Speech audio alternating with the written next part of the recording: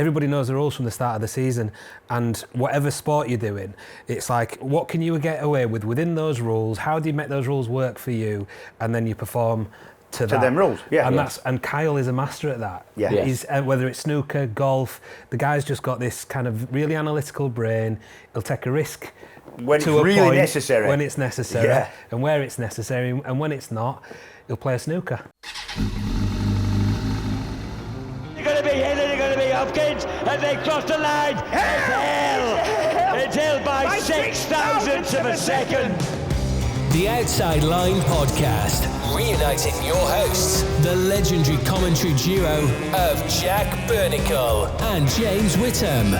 But he's not on the right side of him unless he can do it. Oh no! Round the outside! Oh, what a move! Powered by Red Torpedo. Hello, folks. Welcome back to the Outside Line. This is Jack Bernicle. Over here I have my dear friend James Whittam, somewhere around, but not with us at the moment, although I have evidence of his wet paws on my pants, is our friend Sprout. But I'm sure he'll call by in a few minutes' time. We're back here thanks to our sponsors, Red Torpedo and Metzler, to whom we're very grateful. And we're here to talk about what has been a fairly epic weekend of motorcycle sport, really, James. Yep. World Superbikes, British Superbikes. MotoGP. Obviously, a pretty important talking point right from the outset is what happened at World Superbikes in the second race of the weekend when Mr. Bulega saw off Toprak Razgatlioglu fairly unanimously in the first lap.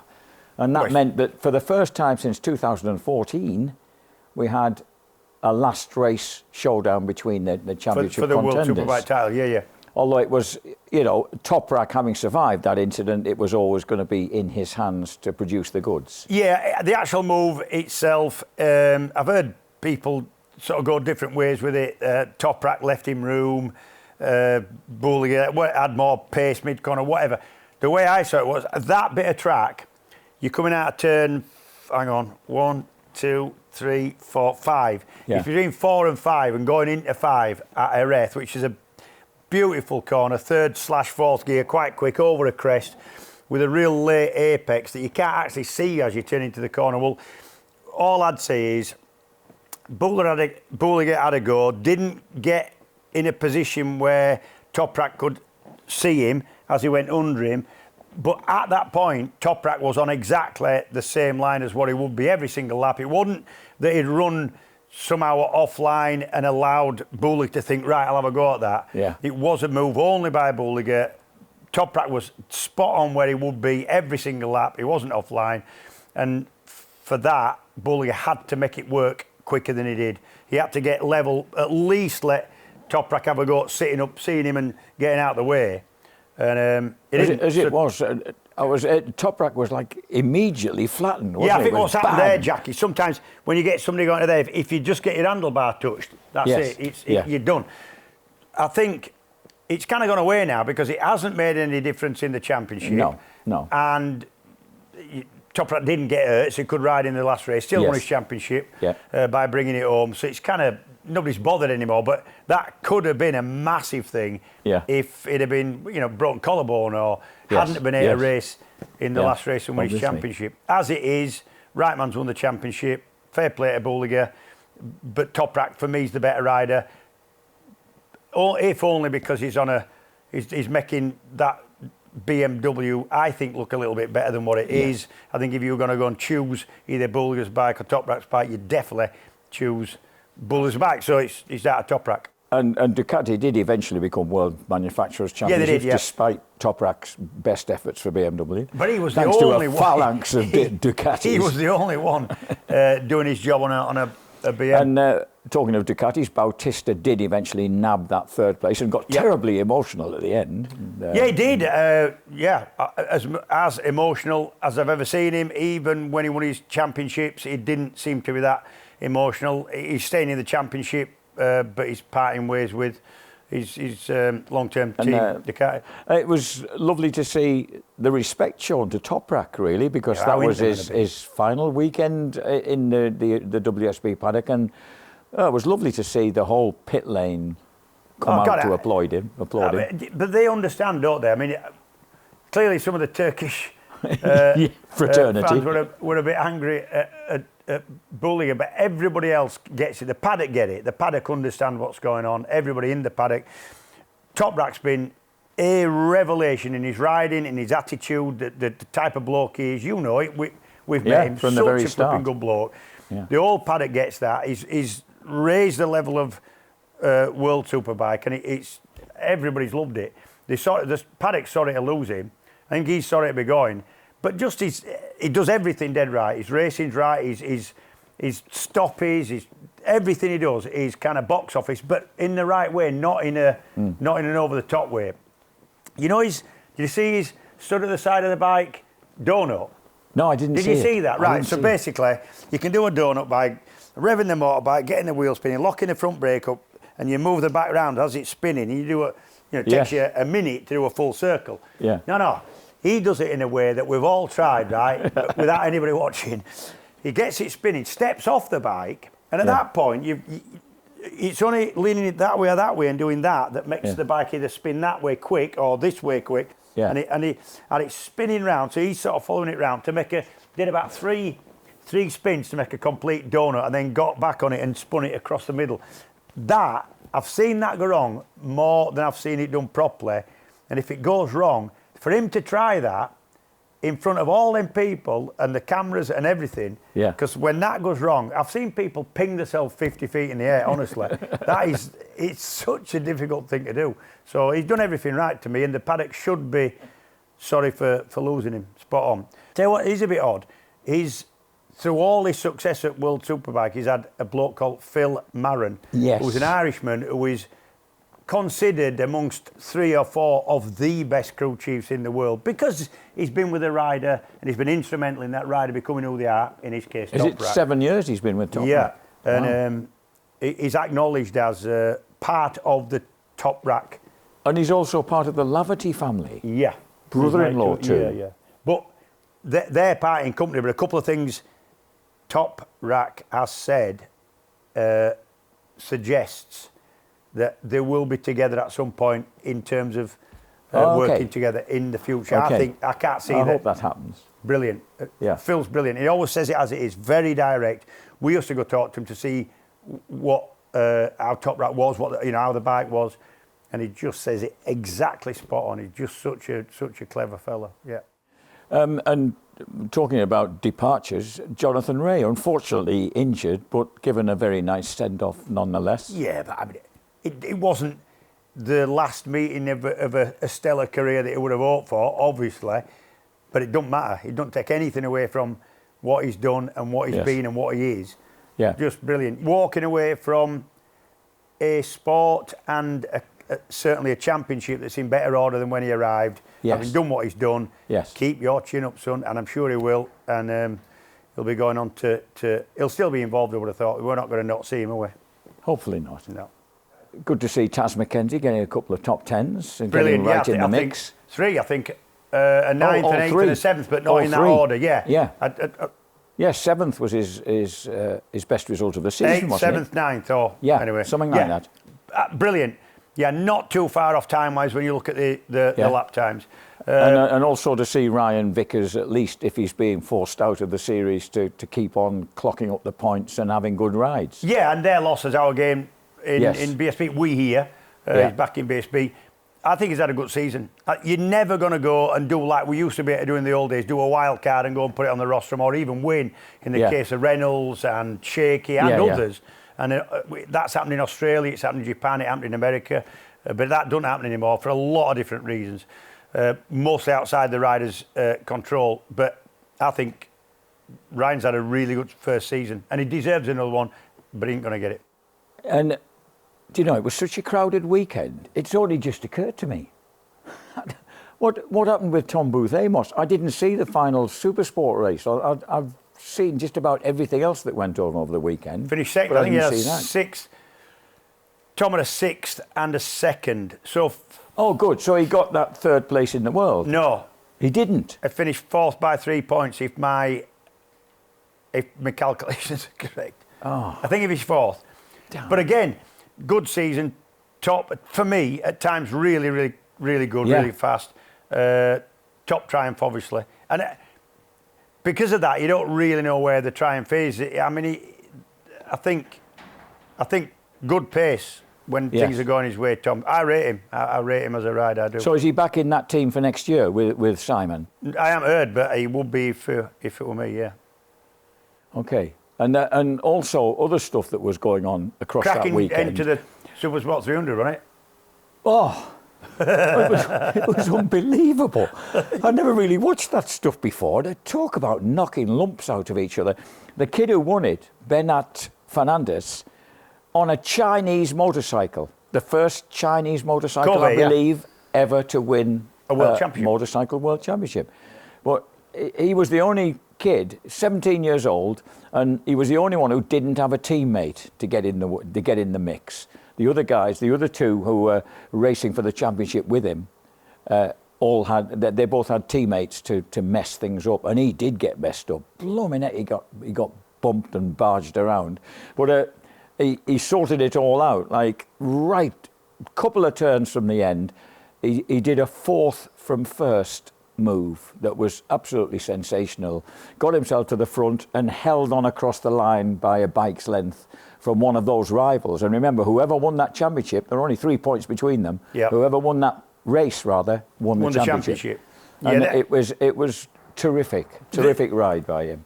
On a sort of the bigger picture, that is that championship. When you get a championship that's on fairly basic motorcycles in terms of chassis, etc., and fairly low in power, you're always going to get, especially on big, wide open GP circuits, you're always going to get a big shit fight because you don't have to be the best rider to stay in the group. You can slipstream back in. You can. The group generally stays together. Yeah, that's why it was. They were shunting backwards and forwards so much. Yeah. And I really thought he'd lost it on the final lap. I thought he was too far back to do anything about it.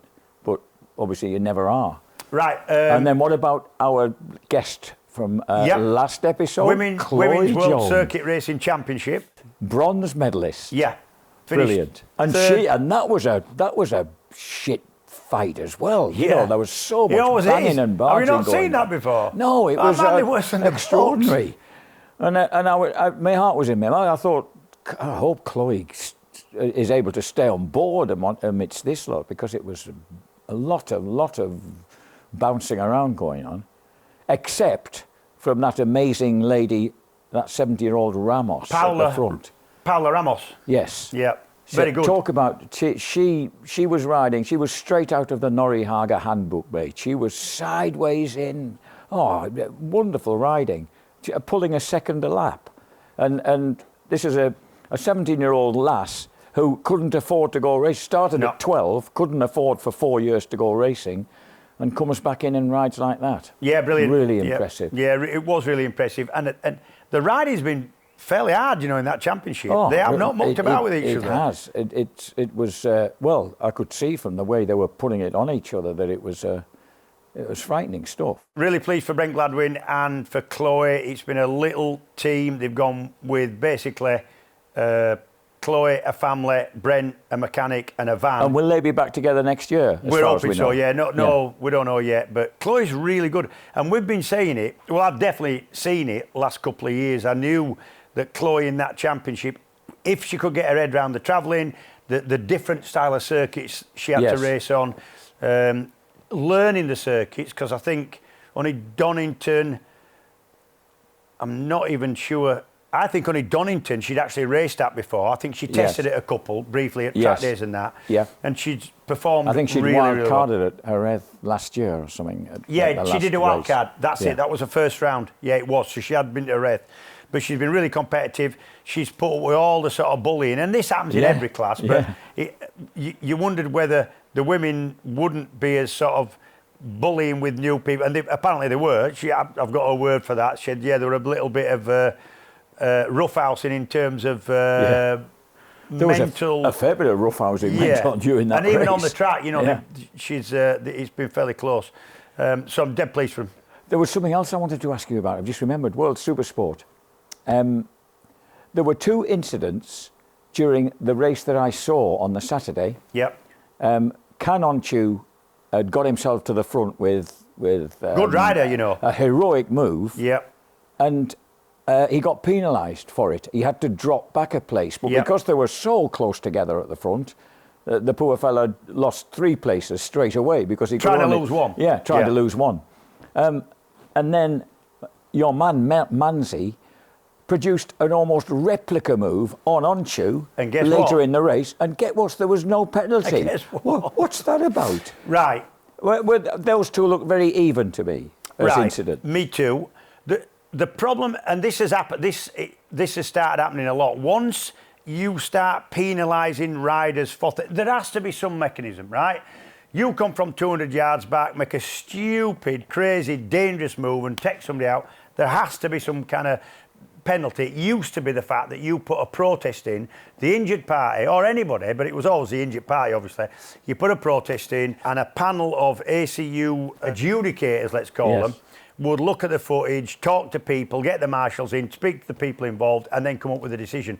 Now, it's an ongoing panel watching the racing that says, oh, we don't like that, we don't like that. And the problem with that is, it's subjective. However... It's like VAR.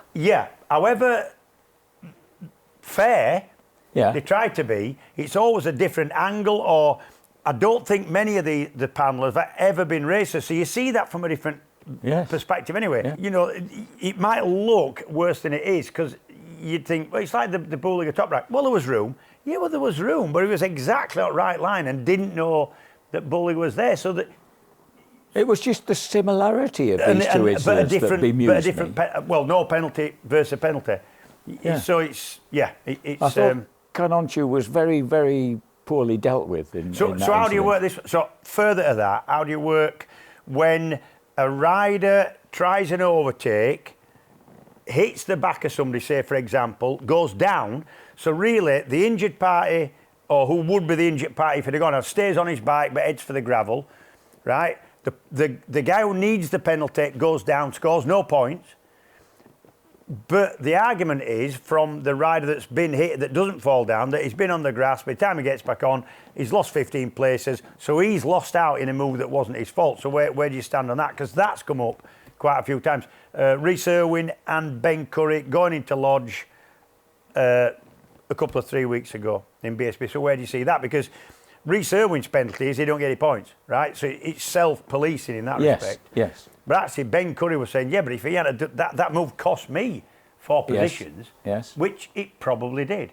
So how do you see that? Because there's a lot of argument on about it at the minute. You've sprung this up on me, James, and I wouldn't have the faintest idea. No. I'd need to get a bit of time to think about that, to consider that one. Yeah. No. Anyway, I don't what know. I'm saying is... I don't know. Dishing out penalties here, there and everywhere for everything. Well, especially 2 identical incidents within the same race. I just thought, does Manzi get preferential treatment, a bit like Manchester United here, or is this actually a fair distribution? Yeah, it's a difficult thing to administer when you're throwing penalties about for everything. Remember when we had all that thing when Supersport 300, when there was a big gaggle together, loads of the corners on the World Championship circuits have had runoff, tarmac, outside of the painted bits, right? So somebody runs off and gets back on or goes onto the green or whatever, then it's down to somebody to go, mate, you should have seen that happening. They were all over the shop during that final race of the season. So World Supersport 300 is no more. It's packing in after 9 seasons, and they're going on to Sport Bike it's next a year. Correct move. For me, the Supersport 300, whatever the CC is, that 300 class going to Sport Bike is without doubt perfect. You're capable of getting more bikes into that class, which is a good thing. More manufacturers, a little bit more power, and that's perfect. A little bit more power, it will stop all that. Loads of slipstreaming and flipping elbowing each other. Yeah. And in a way, it promotes the hardest riding person as an advantage, not the fastest person somehow. Right. Right. So for me, it's a good thing. Okay. Right, folks, it's time for our presser Q&A. Some listeners' questions. We always look forward to this bit. Oh, yeah. Presser Q&A, powered by Red Torpedo. So the first question that I want to address in our presser Q&A is from Chris Murray. Chris, do you remember you asked me about... let me just check what you actually said. Question for Jack. Who do you rate as a commentator and who is his all-time favourite commentator? God, let the ass kicking commence. Well, no, really, I wasn't thinking... I have to acknowledge a great fondness for Murray Walker. I know it's obvious, but I first had the chance to work with him, a kind of one-off grandstand TV motocross at the Fox and Hounds outside Newbury in 1983. And he knew he was well out of touch with motorbike racing, that he loved by that time. And he decided he needed me up there to help him. And so we were in this rickety wooden tower. I remember that it frightened the wits out of me because as soon as the red light, we'd been having perfectly normal conversation until the red light went on. And suddenly he burst into hollering his head off. Frightened the wits out of me. But I did learn a couple of valuable things from him that day. And I always admired the man. It was lovely. He liked what we did. He would turn up at Thruxton, British Superbike rounds, and have a chat with us. Oh, lovely. And then always stylishly clad in a brown leather jacket and jeans. Yep. He'd just saunter off into a crowd who never even noticed him. All these people who you'd think, wow, this is a bit of a legend walking amongst you, and you've not even noticed he's there. But that didn't trouble him at all. He'd just slide off into the crowd. The first televised race I ever won was at Carnaby, and he was commentating on it on the BBC, which was like a win-win-win, you know. Yeah. Your first televised race on the BBC with Murray commentating, because he didn't do a lot with bikes back then. No. At that point. And brilliant. And I rushed home to watch it, specifically because it was Murray Walker. Did you get his name? Did he get your name? He got my name right, but he got everything else wrong. So I'm this leading. Is one of the things I one of loved them about times him. in commentary. He's on his own. He didn't have a pundit with him, and there's a little bit of a gap. And there wasn't a lot. He wasn't a brilliantly exciting race. So he says, "Yeah, there he is, James Whittam." You can tell he's reading some spec then. You know, he's got obviously he's got the programme. Oh, mate, he always prepped a lot. From Huddersfield, it was difficult them days. He had to cover several classes at a meeting. He said, from Huddersfield in Yorkshire, yep. Tall, blonde-haired, very confident young man. And we're all sat watching it with the family at home. I'm small, I'm not blonde-haired, and I'm shitting myself most of the time. It turns out, as I got to know him, I asked him who he'd mistaken me with, and it was a bloke called John Lofthouse, who was tall, was really confident, and was blonde-haired. But anyway, but not as fast as you. On that day he wasn't, but he was quite a lot of the time. Also, in answer to Chris Murray, there are a couple of other sports that I really rate people from. Do you remember a guy called Peter O'Sullivan who used to do horse racing for the BBC? He was fantastic. His degree of preparation and knowledge and commentary style, that build to a climax and things. I thought he was sensational, and he did that until he was 80 before he packed in. What about? Also, currently... Yeah, that's just going to ask you currently. Currently, and I'm glad to say he's still doing it, even though he's slightly pulled back.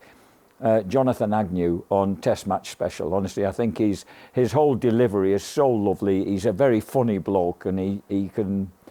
but also a very knowledgeable man who's been there and done it at the top. And I just think he's got a lovely manner about him, great delivery. Like him a lot. Of the current motorcycle crop, I have to say that Gav Emmett and Neil Hodgson on MotoGP, I think, do a great job on TNT. Agreed. Like Gav, really like Hodge.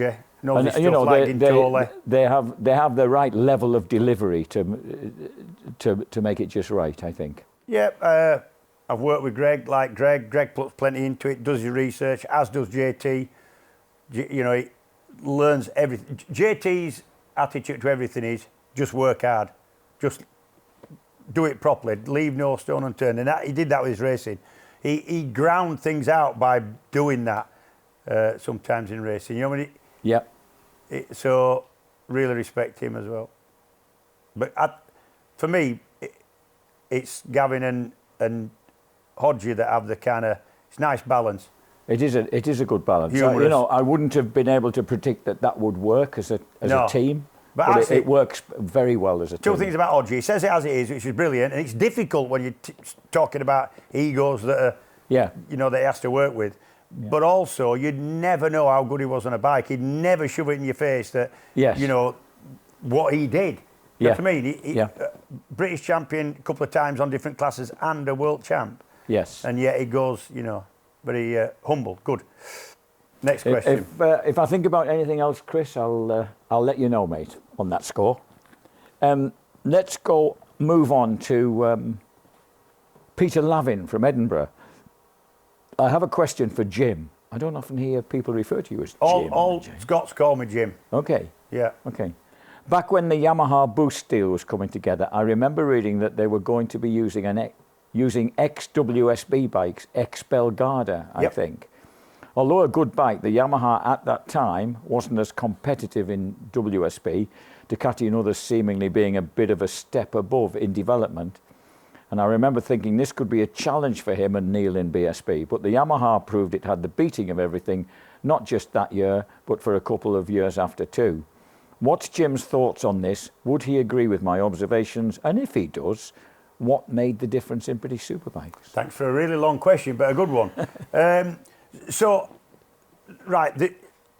The backstory is, at that point, it was exactly the same rules technically, the same technical regulations for BSB and World Superbike. Yes. Because at that point, BSB followed World Superbike. Yeah.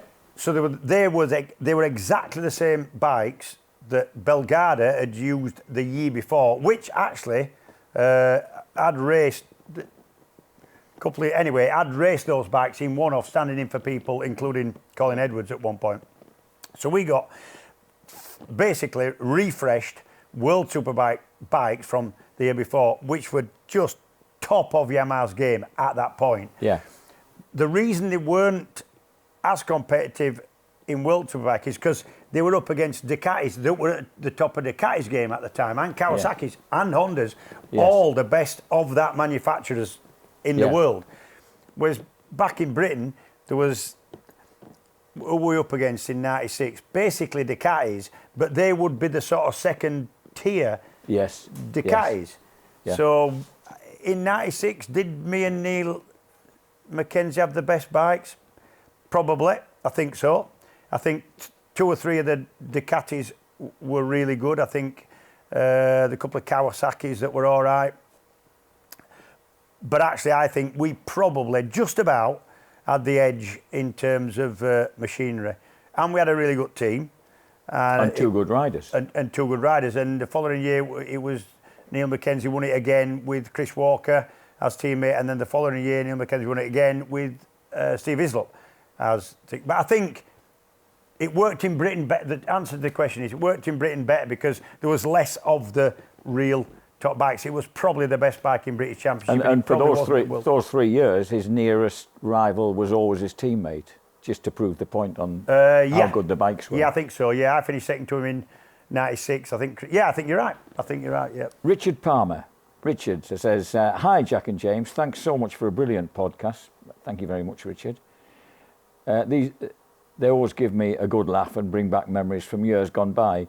My question is for James. Years ago, I remember watching a spoof video of you going to buy a Yamaha R1.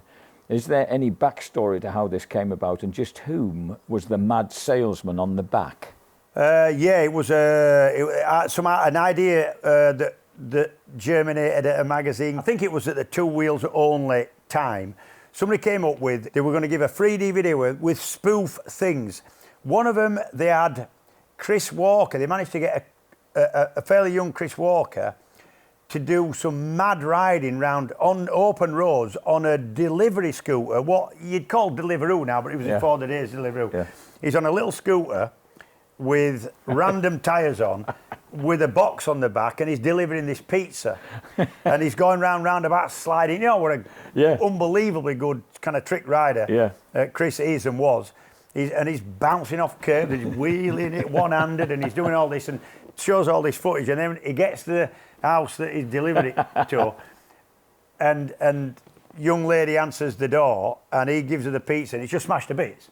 That was one of the funny sketches. Yeah. Another one, they had a bloke talking with all the race levers on outside a pub, talking about how he just lost the front going into this roundabout on the A1 and how he saved it on his knee and all this kind of thing. And then it cuts to the footage that he's talking about, the actual incident, which they had to recreate. And it ain't even anything. You know, it's just him being not riding that well. So that was one of the things they came up with was a kind of spoof test ride. And I got sort of roped into that. Some of the riding were done by a bloke called John Cantley, who was one of their other guys no longer with us these days, one of the journalists. And basically the idea was I go into a shop, want to have a test ride on the most powerful road bike at the time, which was a Yamaha R1, which worked well for me because I was riding Yamahas in World Supersport.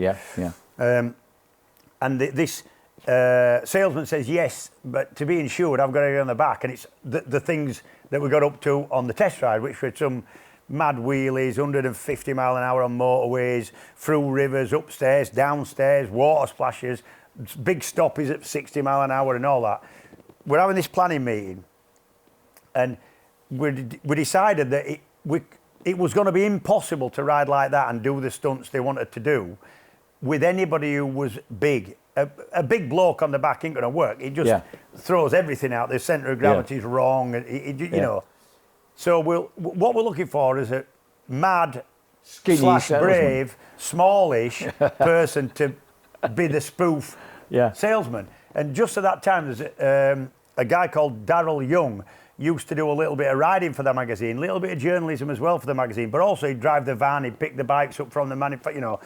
And he just happened to walk into the office at that point, and everybody went, "Oh, small, you say?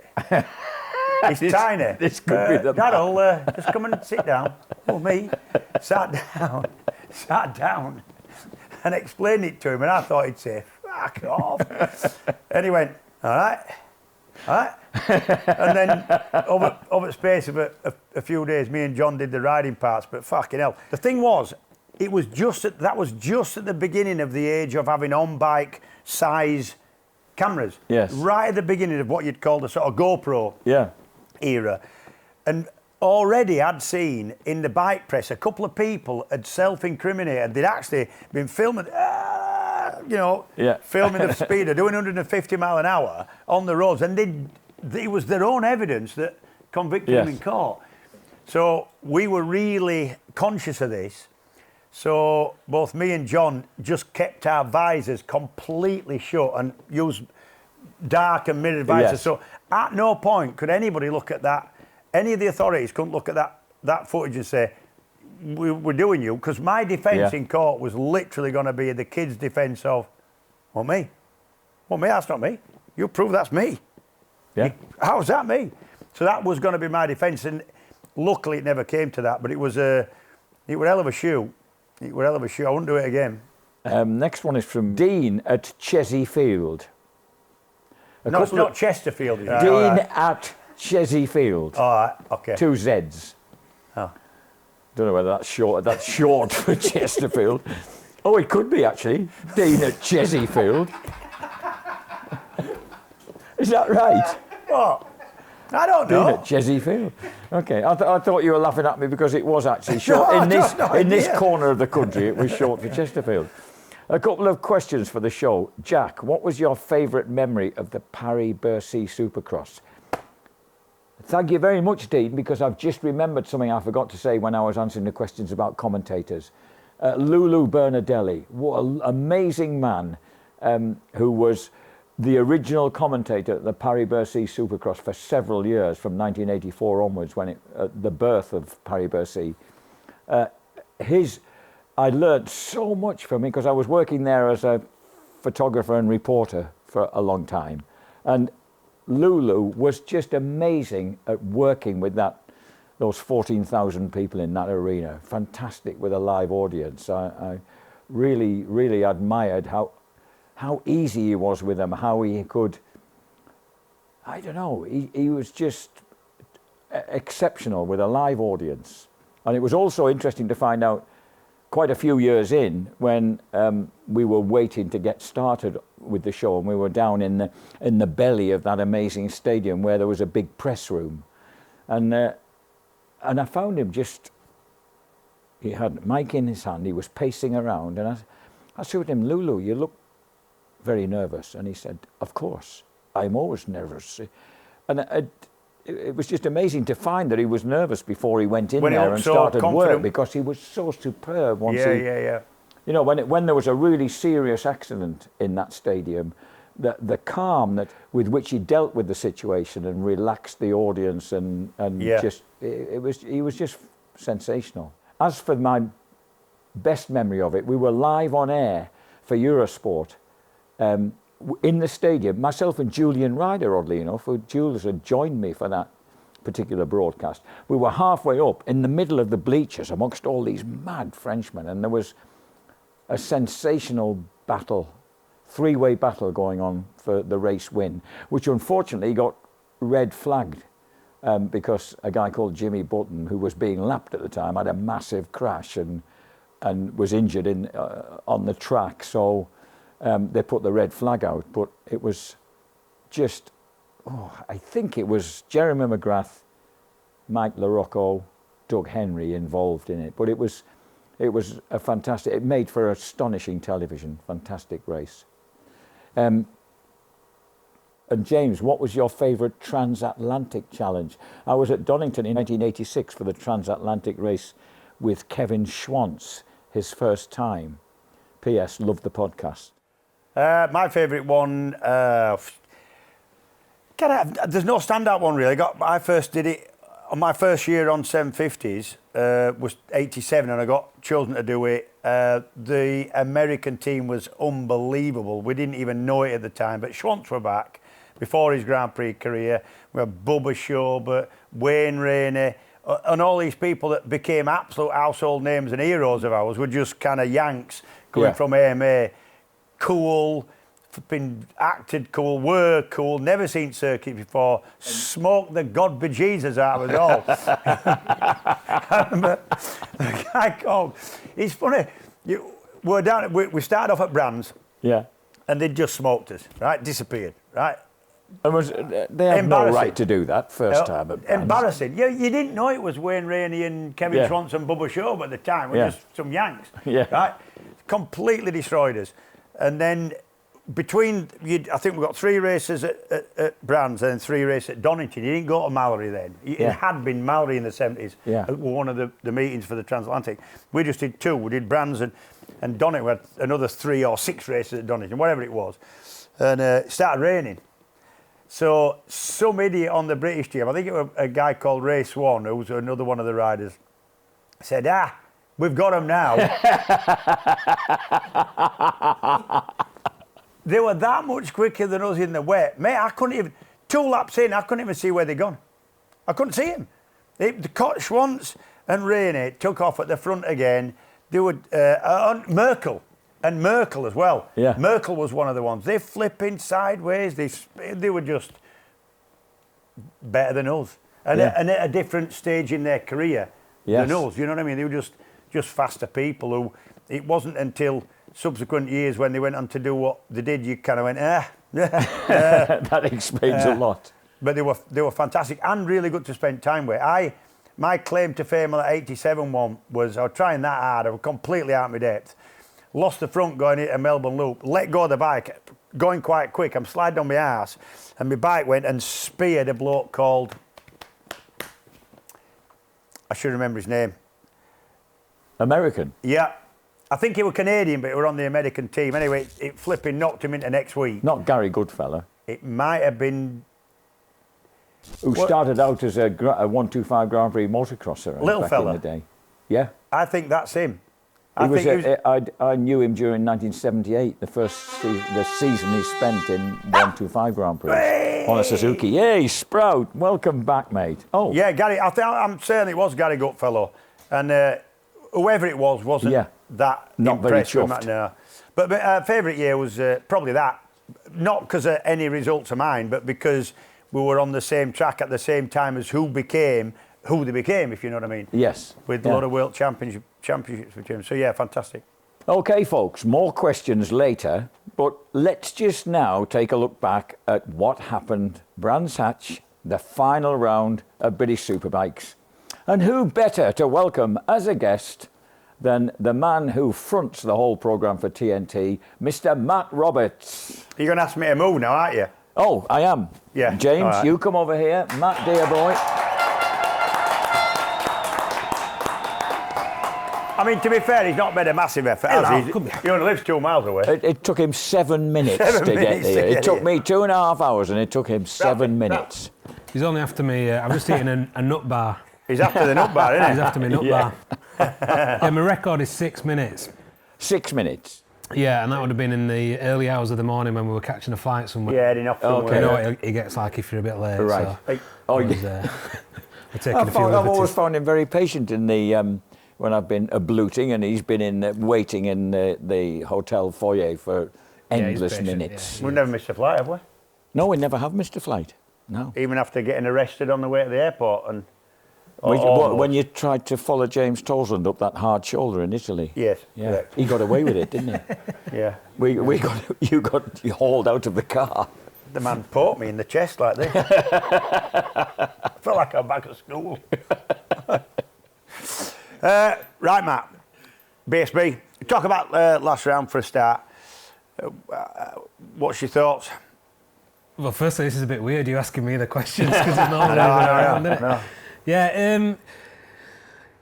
I suppose, in a way, it wasn't a disappointment by any means because we'd got treated for the last 2 years with that last race, all or nothing, 1 point in it kind of thing. And I think secretly, even though we were all a bit like.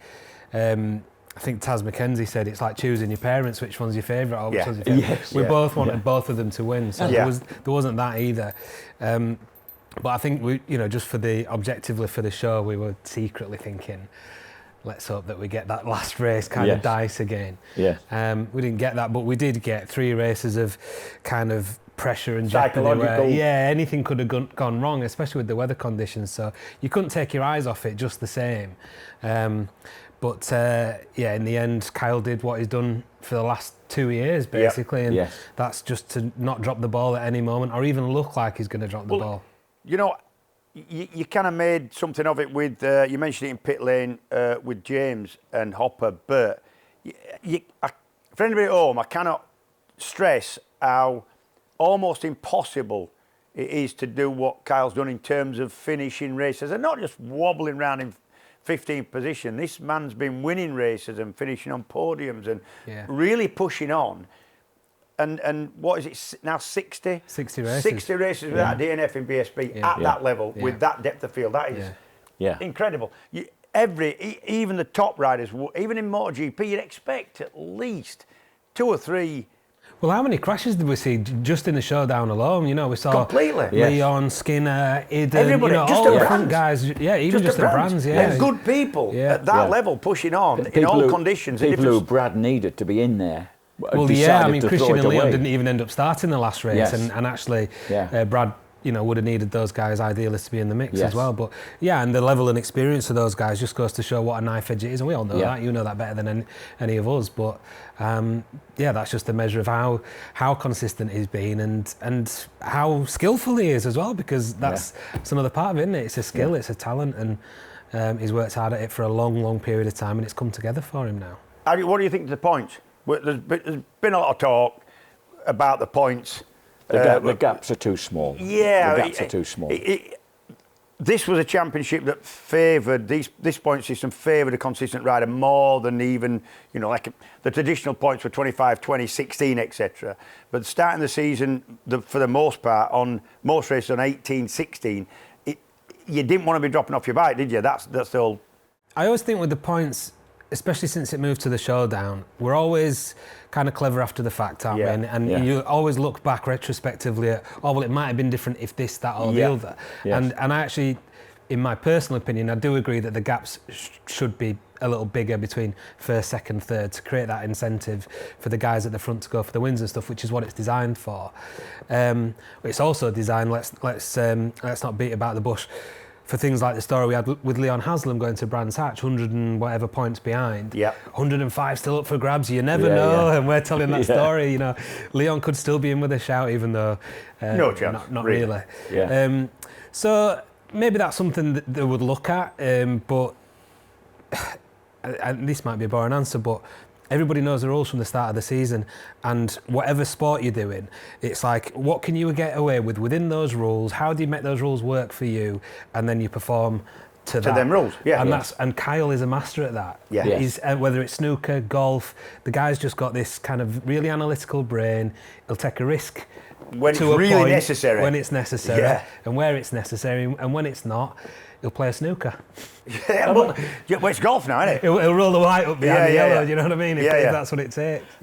Would I be right in thinking that if you look back across their respective careers, it's Kyle who's won championships, with the exception of that BSB title that Brad won. It's Kyle who's won championships throughout his career, like 125, Moto 3. Do you know what I mean? He's GP2. GP2, whereas Brad would come in as a kind of lightning rod and be racing some Spanish championship, turn up to ride the Brits and stuff like this, and was dancing around performing miracles in different championships, but never actually winning one of them. He never had a consistent kind of crack at one thing, did he? Whereas Kyle's been in the British paddock for a long time now, actually, hasn't he?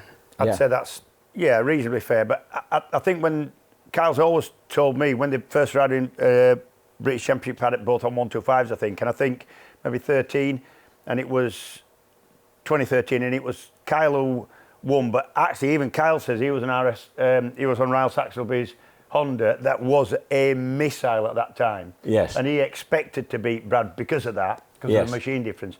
And really, Kyle's always said before that, he was always Brad through the mini bike, whatever, the kart track racing from 6 onwards, it was always Brad that won everything. Just goes to show, though, doesn't it? And I mean, maybe we'll come on to their relationship a little bit more as well, because I find it really interesting. But it seems, and Kyle is so honest about everything always, but it always seems as though Brad was the more talented guy as they came through. He was the guy who had the edge. And Kyle's the first person to recognise that. But he always had somebody to aim for, and he always had somebody to try and beat. And here we are, how many years later? 15 years later, or 20 years later from when they first met. And now it's very, very difficult to pick between the two of them. And it's a great message to any kid, I think, of like, just because you're not the best now doesn't mean that you won't be in future. Yeah. Exactly. Like my little lad Gabriel, he's just started playing football. He's only 8 and he's relatively late to it. He's playing in a team now against other teams and they're knocking 6-7 goals past them, and it could be demoralising. But I'm sort of trying to say to him, just because these kids have got a bit of a head start on you now doesn't mean that it's always going to be like that. Keep practicing, keep working, and without pushing him. I only want him to enjoy it, really. But that's a great example of it. Yes, I think, it is. that Kyle, arguably by his own admission, was a step behind Brad for a long time, and it'd be a brave person now to pick between the two of those two of who's the better rider today. Yes. I agree, and when you look at them, I think the whole season they've done everything right in terms of off the bike. I mean, they're both really honest, really good role models. Never got upset with anybody, never mind each other. When they had not cause but chance to do that, I think they've been good examples. Do you know? I was thinking about this on the drive home on Sunday night, and again, we don't want to wax too lyrical about the lads because it might seem biased or whatever. But obviously, we've all got a lot of time for the both of them. But when Kyle was struggling for results at the start of this year, and I use that loosely but he didn't win many races this year. What did he win? 5 or 6 races all year. He didn't win one for the first 14 races anyway. I know that. Yeah. But you never heard him in any interview sort of saying, how sometimes we hear riders make up this narrative of everyone's against me, everyone's doubting me. Yeah. Yeah. Just because I'm not winning, or blaming the bike, or never blaming said other anything. things. Never put any blame on the start of the season. They had no testing pre-season. Never went out to Spain like everybody else. Never had any of that. But did he mention it? No. He never mentioned it at all. No. Other riders would be going, oh, this one's for the doubters out there, you know. Yeah. I don't know if they make it up or they go on social media and they have to make it up for themselves. For their, to get them going, but they'll be like, oh, and people thought I couldn't do it, but here I am about. None of that. Just quietly going about his business. He's on the podium for a lot of the beginning of this, and he's always gave everybody else credit, not just Brad. Anybody who'll beat him, who will give him credit, and he'll see how it is. And obviously, always on the podium beside Brad as the winner, just up there above him. Yeah, and he just never let it get to him. Another thing going. I really like about him, which is the contrast in their riding styles. I was really enjoying watching them racing close to each other, and there really is, obviously, there's quite a difference in stature, but it creates this wonderful contrast in riding style that I was really enjoying.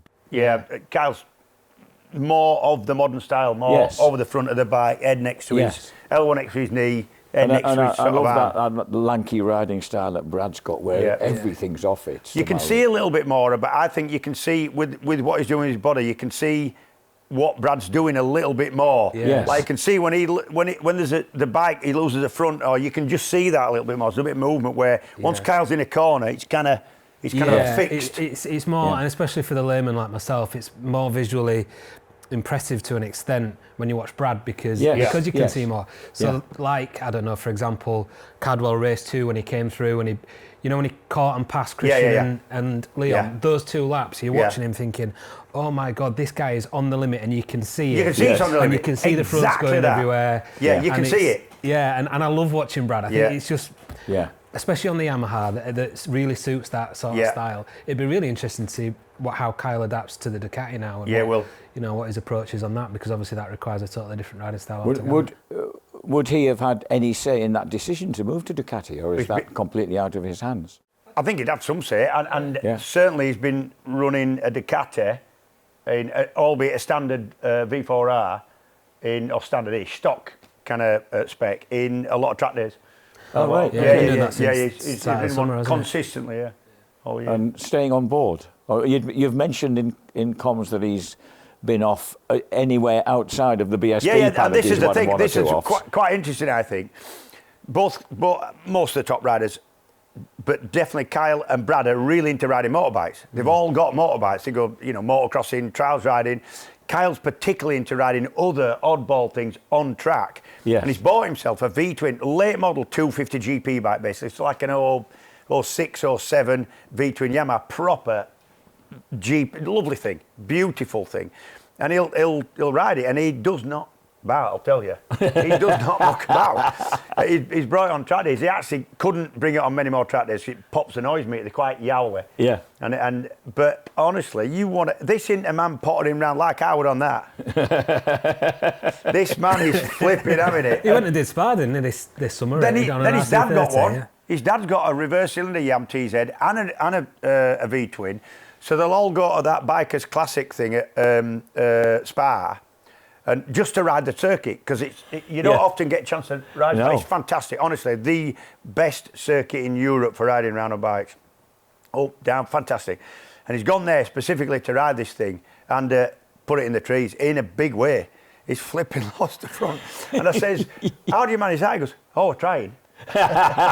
So he has been off a couple of times on other things. Did he crash the F900R as well? Yeah, he's been off that as well in practice, Yeah. So what I'm saying is that makes what he's done in BSB on a more powerful bike and arguably easier to get wrong.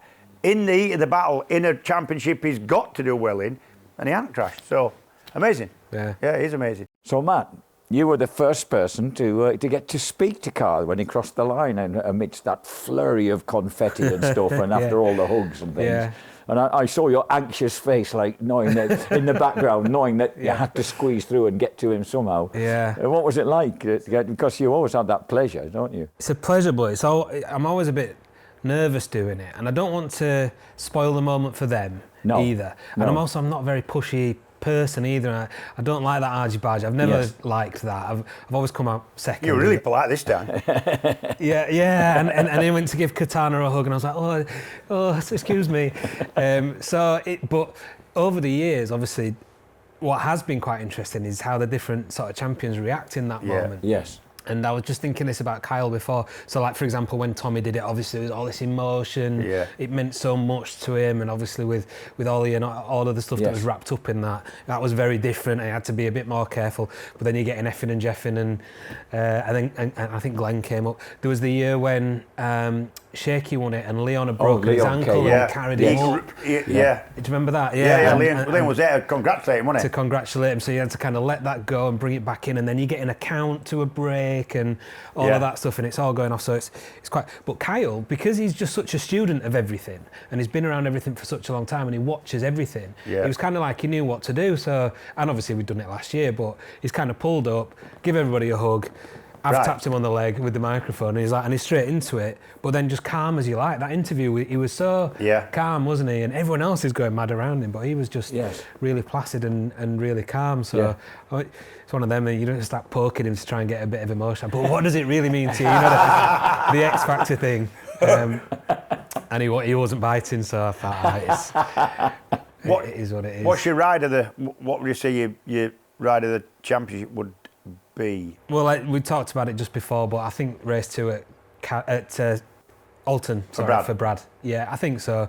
Taking nothing away from Kyle and what he did this year, and obviously he was brilliant all year. But when Brad his back was against the wall, and actually he made a brilliant start. So I think he was 14th on the grid for race 2. It was a shortened race because of the weather, 8 laps, and he had to get to the front. There was like no two ways about it, he had to get to the front. He made up something like 8 or 9 positions on the first lap. And then I think he passed Max Cook and then got passed again. He went forward one, then he went backwards one. And I thought, right, the chips are really down for him now. His back is really against the wall here. Has he just hit that limit where he can't go any further forward, or what's he going to do? And he just pulled it out of the bag. And those last couple of laps where I don't think, when you guys were commentating, I don't think you or Steve thought that Leon and Christian were getting caught by Brad. Well, it was like 3.5 seconds back. We called it about. We were both scanning the timing screen, and you work out what the difference in lap time is, and just add that to the amount of, times that by the amount of laps left.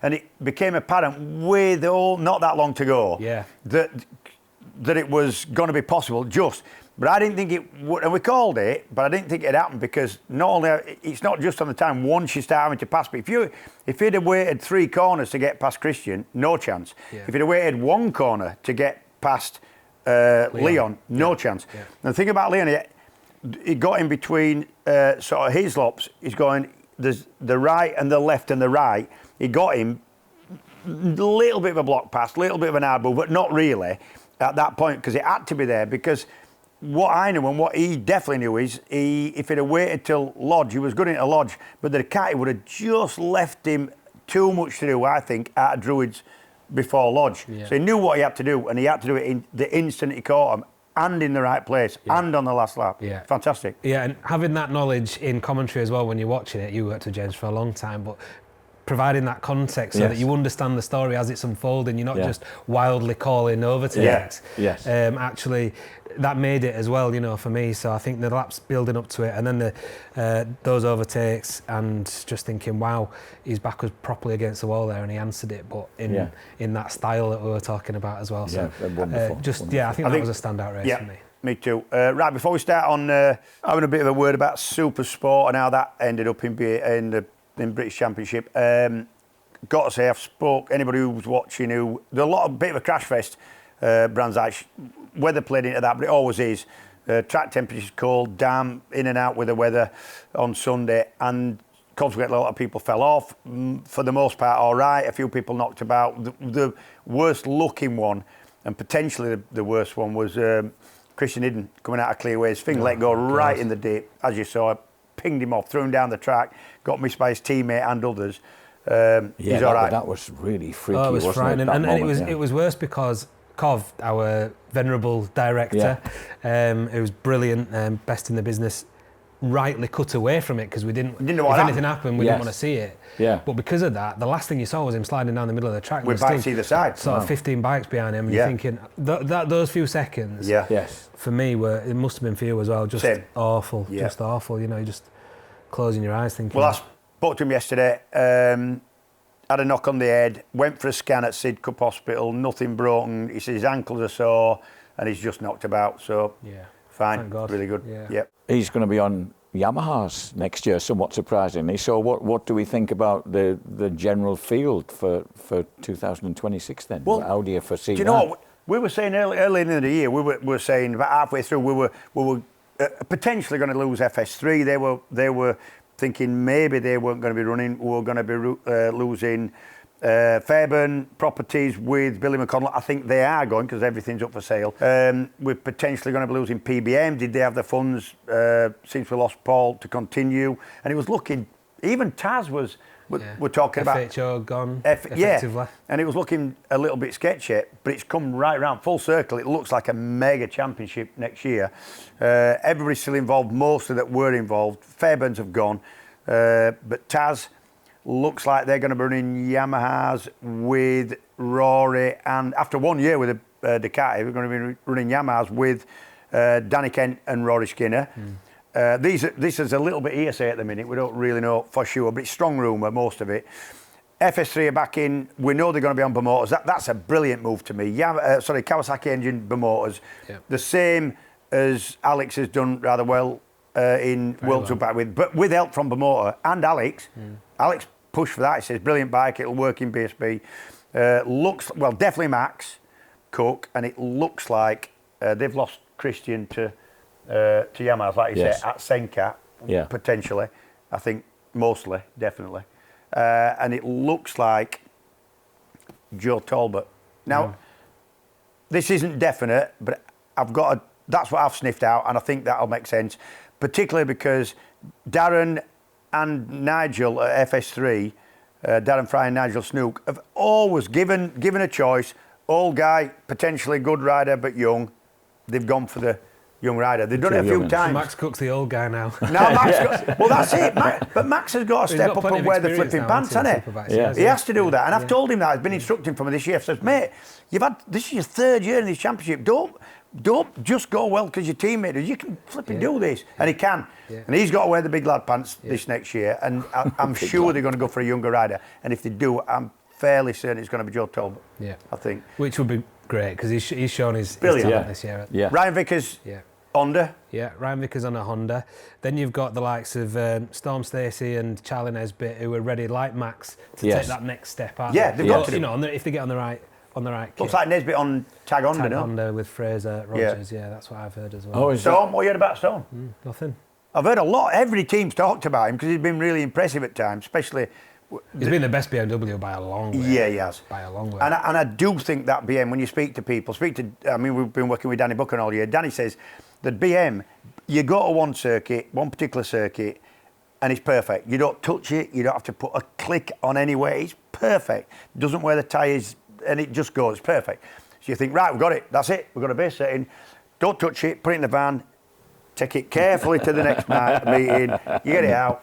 It's like you've never been there before. And or even the terrible. Same track, but with 5 degrees different track temperature. Difference. So, and I think affected Storm a little bit. But at times he's been really impressive. Yeah, he has.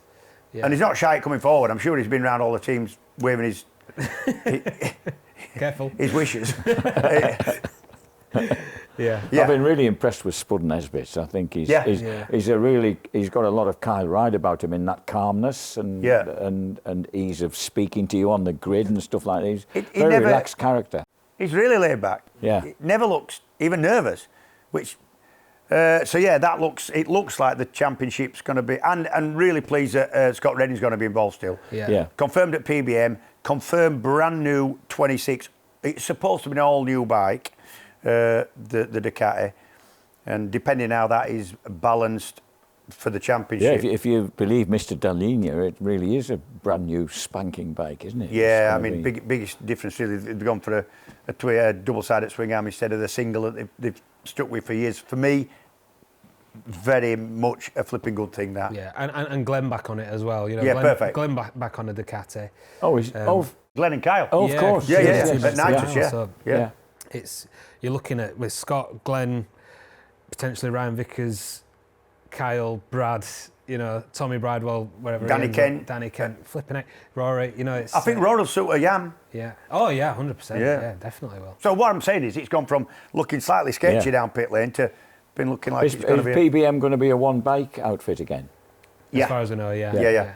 I think Ryan Vickers will go well, you know. Well, look how, I mean, Ryan's obviously talented. He showed that when he was in BSB last time. He's shown it in World Superbikes now as well, at a really high level.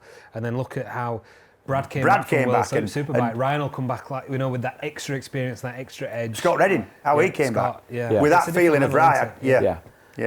So I mean, personally, I think looking what he's done in half a season, or certainly 2/3, Scott Redding on a brand new Ducati, I think he's going to be one of the men to beat. Yeah, I agree. Got to be, hasn't he? Yeah, without doubt. Anyway, great championship to look forward to. I wouldn't be surprised as well to see Rhys Irwin on a Superbike next year. I think he's shown... What do you think, Jim, this year in Supersport? Supersport's been brilliant this year. It's been a classic year for Supersport. You know, top riders on... all at the front, you know, Jack, Ben, Rhys, Luke Stapleford, proven pedigree, proven champions, and Rhys has beaten them all. Difficult to know with the bikes, but we have to trust in the balancing rules. But you speak to a couple of other Supersport riders on the grid and they're like, well, I'm not surprised he's doing so well with that Suzuki. But on that note, why would they say that? Because what's happened is, because there's no... Supersport used to be 600 4-cylinder Japanese motorbikes, right, with a V-twin varying allowable... dispensation for being a twin, not a four, obviously. And it always worked. Now nobody produces the same. They don't produce that across the frame 4-600 format. It's just gone. So they have to change that middleweight class that we used to call Supersport. Has to change. So they're allowing. What's the Suzuki then? It's basically a 12-year-old 750. That's what it is. Oh, is it a 750? Yeah. Is it? So what we've got is... What, and that Honda of Kennedy's was a 600? Yeah, so we've got 955 V-twins against 675 triples, 800 triples in the case of the MV, if anybody ran one. We've got 600 fours, we've got 66 fours and 750 fours, all in the same class. Yeah. And all working about right. The problem when it's balanced individually is you're going to get somebody with a Honda 600, like Jack Kennedy saying, yeah, but Ducati's got more torque. Triumph's got more top speed. The people with the Triumph are going to go, yeah, but our chassis was designed for road bikes, so the Honda rails through the corners. The people on the Ducatis are going to say, yeah, our bike's slightly quicker, but our bike hasn't got... You almost created a situation where people fall out whatever they're on. Which is why the racing has been so good. Which is why the racing has been good. And in the UK, the best thing about BSB with the new regulation, which is very similar to World Supersport, is the fact that if your Ducati works really well at Knockhill, chances are it isn't going to work quite as well at Thruxton or at Cadwell. So in the round, over a season, I think it's been pretty fair in terms of So what Rhys has been riding is the equivalent of what Frankie Keeley won the last 750 WSB race on at Donington Park all those years ago. No. Or is it completely different? It's 10 years newer than that. Yeah. That 750 hasn't been produced for years. Yes. To the point that to get engine spares, they're having to go around. This is fact. The teams that are running the 750 Suzuki are going around breakers' yards, buying up old bent, crashed into cars, thrown into a ditch on the A, 462, and they're buying all these old spares to keep them running. So it's an old bike. So it's good to see. But anyway, Rhys Irwin has ridden it really well, whichever bike he was on. He's been brilliant as well. He's been great. He caused a bit of a mullock at Alton, didn't he, with Ben? Yes. But that was, one of them. Who hadn't done that on occasion? But all I was going to say was that other than that, I don't think he's immense. I'm not even sure he's crashed. He's crashed at Thruxton. He's had two crashes, one at Alton, one at Thruxton. Yeah, so there you go. Amazing consistency and skill and ability. And stood up to the pressure really well. Again, surrounded by champions in that class already. 3 champions around him, and he's the only one who hasn't won it, who's fighting for it at Brands, and he really kept it together really well and did what he had to do. So, and great lad as well. Sorry, Sprout. I ignored him then. And one of the most touching things as a couch watcher was Ben welling up really. When he was talking about, got very emotional about Gearlink finally nailing that Supersport Championship after years and years, and talking about Norma and Michael and how much they'd put into it, because he was one of the guys who rode for them for several years. And a lot of people have. Yeah, Ben came within a point of that championship. He lost to Alistair Seeley that year. Yeah. They'd been so close for so long, and finally they'd nailed it, and he was It was really great to see him give them credit like that. But it's actually fairly fitting. Ben Wilson rode for Geelink for a long time, obviously got on with the Bedalfs, who were stalwarts of the championship. We lost Norma. Michael didn't really want to continue without, but he wants an interest, and he's increasingly in the paddock. Yes. But it's nice that Geelink sort of link has passed over to Ben, who was their rider for a long time. Great, lovely feel to it. And Michael is finding it difficult to stay away, really. And it's really great that they've all been with a different to finally see him get that championship. That was quite emotional, that, actually. Yeah. And for me, Reese deserves to win it. Great lad. The happiest man to be riding motorbikes. And I love that. I love that idea. And them lads have to work hard. They've got a lot more travelling to do. Coming from a lot of Irish riders have this every single weekend, BSB weekend coming across. A lot of travelling, a lot of driving, a lot of flipping. So well done to him. Yeah. Ben, on his own account, Ben did a lot to win that championship. He did that moment he had on the first or second lap was a raceful in itself. Pinged himself. Them conditions, you've got to learn the conditions to know where the grip is and where it is and how fast you can go. He's brilliant at that, but he normally takes 3 or 4 laps to do it. Mate, he said, I've got to do it in a lap. I've got to find out where the limit is. Out, all right. But that, if he found the limit and started pulling away in 1 lap, is impossible to do without, you've got to nick it a little bit here and there. He didn't. I like the way he admitted the fact that he'd forgotten about the incident until Grace mentioned it to him afterwards. Well, a lot had happened since then, obviously, hadn't it? There's all the emotion as well, and that the Talbot move, the pass on Joe Talbot, which Joe was obviously a bit upset about, but I thought there wasn't a lot in that really. It was a brave move. Yeah, the only thing Joe were a little bit upset about was the fact that Joe had made the move, got in front. Ben knew he had to, if he had any chance for championship, that championship had to go back past him, slipstream him. Lovely move up into Hawthorns from Ben. But actually, what you've got is the track was wet, but you're on a wet line with lying water wet. Outside of that, probably 2 foot at that point line. And there's definitely more grip on the bit that hasn't got the actual line water on, as you can imagine. And what Ben's done is sort of eased Joe out onto the wet, and Joe said, I just knew there wasn't as much grip out there. I'm committed. I thought, it might stick. And then fired him off. He did well to get off it when he did, because he ended up lying still on the bike somewhat and jumped off the side. And he was all right. He was a little bit upset, but actually, cold light today, he said I'd have done the same. Yeah. So, no problem. I think in the dry, that doesn't happen, does it? Not at all. No. It was perfect move in the dry, yeah. And another second place in the championship for Ben Curry.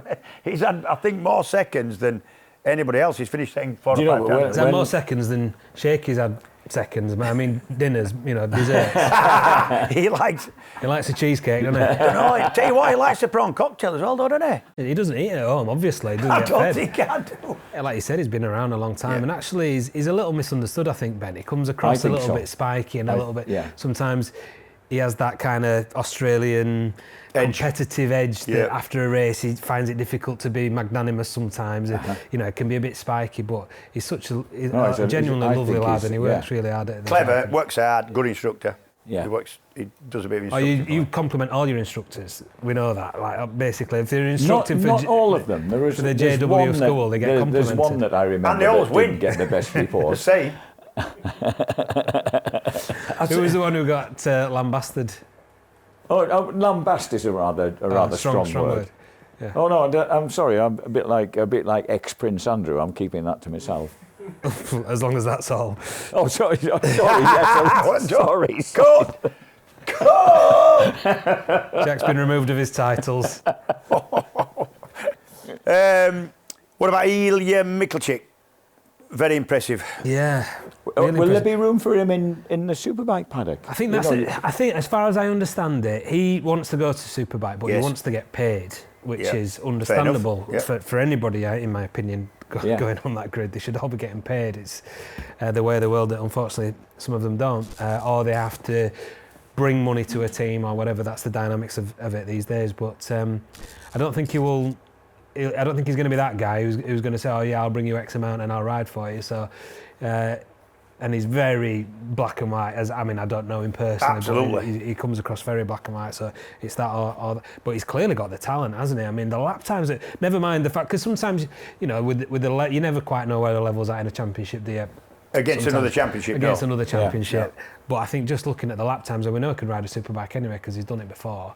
4 times over. In Germany. In Germany and even at world level as well. So, he knows the tracks now. He'd be a real weapon in I think so. He's been touting himself.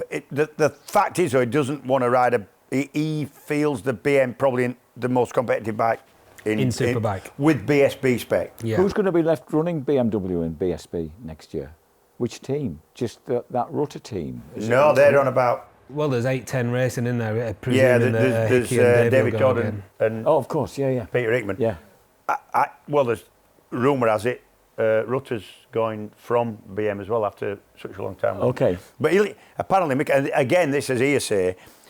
Michalczyk's been going into teams and just saying, "Yep, all right for you," and he doesn't seem that bothered. As long as he's into BM, he doesn't seem that bothered really. And again, allegedly, went in and bought an old Darren Fry and said, "I want 20 grand less than you paid Jason O'Halloran, and I'll win the championship." Straight away, just like that, allegedly. Yeah. So he's confident. The big thing when you get a rider with a lot of talent coming in from abroad, to BSB, it's not whether they can ride a motorbike at Donington and Valencia. It's about whether they can get their head round Cadwell and Alton and Knockhill and Tuxon and all these other ones, which he did unbelievably well. Yeah. So I think now you're definitely going to look at me and think Superbike will be a good option. Yeah. It'd be good to see him in that championship. It would, because it's also, I think it's a good measure for our lads as well to see where they're at, compared to the top world endurance riders and guys who are competitive in other championships. So it's always good to have that measuring stick into it. We've got it now with Scott anyway, and we'll have it with Ryan coming in as well. But, and we've got it with Brad. So the level is super high. I don't think there's any doubt that, in my opinion, Brad proved last year on occasions when he had the opportunity that he was fit to stay and he would be a good World Superbike rider, and so is Ryan this year. Yeah. There's no doubt that Kyle would be as well. Yeah. So why couldn't... Talent-wise. Yeah, why couldn't, the other sort of top riders that we've got. So go on then, you've had my highlight of the year. What was yours, Jack? Sofa watching, or was it couch watching, as you said? I think it was the unlikely sight of Fraser Roy. I like tall riders, leggy riders who you can visibly see working a lot on a bike. And Fraser's also he's a great motocrosser. Well, he broke both his bloody legs motocrossing, didn't he, last year? But the year before that, when he was riding, maybe not as good as yours. So not that good then. Well, when I was commentating on at Farley Castle in that wonderful Vets Do, he was really on it. It was great to see. Well, in fact, Scott Redding did the same meeting, and they were both impressive. It was impressive. So I like the fact that he can. If the conditions are remotely dodgy, because he nearly had a podium again in that last race at Brands Hatch until he dropped it. He was lying fourth. Yeah, the problem when it's wet is with Fraser is he sees that as his only chance now, so he goes at it so hard, and he'll tell you he's going to have a go and chuck everything at it. He does. Like on the grid at Knockhill, I almost laughed when he said to you on the grid he was like 7th or something. Yeah. And you were like, "Oh, what are you planning?" He was like, "Oh, it's podium or nothing." He'd actually, do you know what? Because he'd been that quick in some of the wet sessions. Yeah. I kind of had an half clue that he maybe not a podium. I thought he's going to have a go here. He'll definitely cause a bit of flipping. Yeah, but bother not here. as much as he did. So which is why I went to speak to him, and he just said, "No, podium." No, I enjoyed that. It was lovely to see that, and it was great to see Scott come and congratulate him. Yeah, they're all mates out there. Yeah, him and Charlie Nesbitt are all from the same part of the world, and they've known each other a long, long time. Yes. Yeah. Nice to see Fraser do that. And he's been long touted as a big talent, and going to see quite exactly. His career went kind of 1-2-5s. Way back. Yeah, he was mentioned in the same circles as we were kids. He rode Grand Prix, didn't he? Yeah. My highlight has to be Shane Shaky Byrne, the coolest man in the paddock, I'm sure in his head, dropping his mobile phone into the portal. Not so cool at that point. No. They were trying to fish it out with flipping. Do you know what I reckon? Shaky during his career, would have just left that phone, just got another one. Absolutely, he wouldn't even. Not anymore. He would not even. I can't afford to do that anymore. He was like, do you know what? You know, riders while they're during the career, they've got factory everything, haven't they? And everything's mint and everything's brand new. You know, they wear it once and then it's passed on or whatever. And then once they're retired, you see them wearing T-shirts that have been washed once or twice. It's like my brother-in-law lives next door. Yeah. Farmer, never bought any brand new clothes in his life. Yeah. Every single team I've ever raced for, bear in mind I've raced for 25 years, is on display most days. He's wearing. I'd love to hear that because that's how I wear things. My brother came round to my house yesterday, and he's a joiner, my brother, you know, as you know. And he had the old Dickies British Eurosport, like a shell jacket thing on. Excuse me, I've got one in the car. Yeah, it was raining when I left home. The best story like this. Oh, yeah. Every year, go on. Yeah. So not every year, because sometimes you'd hang on to the uniform stuff and then use it again. But there's been a couple of years where we've changed logo or whatever. Yeah. And you just get a backlog of all the, you know, the team gear, don't you? So I'd done a load to charity or whatever, and then. A year or two later, I was sat having my car washed. I'm sat in the car, and some lads like scrubbing away at the front. Yeah. And as the sort of soap subsided, I looked and I was like, I recognise that jacket. And it was a big old Eurosport Dickies waterproof. He must have picked up at the local charity shop. It wasn't much use for BSB, but it was ideal for working in a car wash, which is maybe where I'll end up soon. You never know. Sit down. Right, Matt, before we let you get on with your life, World Superbike, what are you rating to the Bulega Toprak move? Yeah, I've only seen it a couple of times because we were working at Brands and we've more or less come straight here, so I only saw it a couple of times. It looked to me, and you're the expert on this, not me, that, and having read his quotes afterwards, evidently he felt he had more corner speed, and it was just one of those where the different styles of the bikes and their strengths kind of came together on track. And probably if it was a different circumstance and it wasn't under all that scrutiny, it wouldn't have mattered. But it would have mattered more if then Toprak hadn't gone on to win championship. Yeah, but if it had been as well. Could have gone either way, couldn't it? Yeah, it could have gone either way. But look, I mean, Toprak's done moves like that plenty of times over the last few years, and we know Nicolo a little bit, and well enough to know that he's not that kind of person, and he wouldn't do that. So I think you just got to give him the benefit of the doubt and say it's one of those. But it looked naughty at the time. We were all going, oh. I think it was slightly naughty. I think because Toprak was on the right line. It wasn't that he'd made a mistake and opened a gap for Bulega. What do you think to the crowd reaction? There's a little bit of booing. Yeah. Well, I don't mind that too much. I don't like it when you see guys getting booed for crashing, or you know when Marquez has been booed, or Valentino.